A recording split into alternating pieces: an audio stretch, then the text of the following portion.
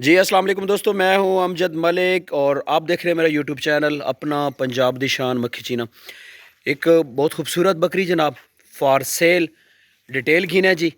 ते बाकी बकरी भी जनाब है हल्का जहा नाल टच करा देना जी। शाम का मंजर तो बिल्कुल देसी जहा माहौल। ए बकरी फॉर सेल है जी। भाईजान बकरी दंदो के वे 8 दंद पूरी कितवा सुआस? हाँ तीसरा सुआस। अच्छा तो कितने दिन कड़े नहीं सोने चो?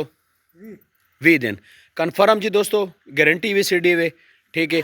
20 दिन बकरी कटे नहीं क्योंकि अजकल मसले मसाइल आने न जी। एक अगले दिन कुर्बानी तलगांग मंडी च बकरी सेल हुई तो वह जनाब अल्लाह उस मसले आए जनाब वो बकरी खाली आई तो 4 महीने प्लस होना दसी।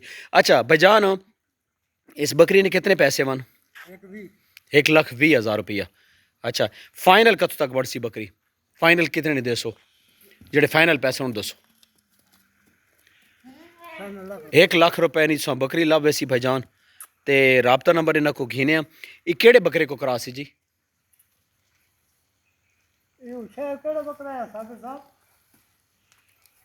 ये अच्छा ठीक हो ठीक है फार्म तो है। अच्छा हूँ दसो जी भाईजान अपना राबता नंबर?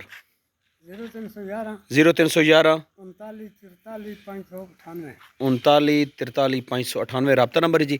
राबता करो। इन्होंने ये लोकेशन है जनाब तलगांग ना गाँव चौखंडी। मेरे जानने वाले किसी किस्म का कोई फ्रॉड नहीं है, तुसी ऑनलाइन भी खरीद सकते हो।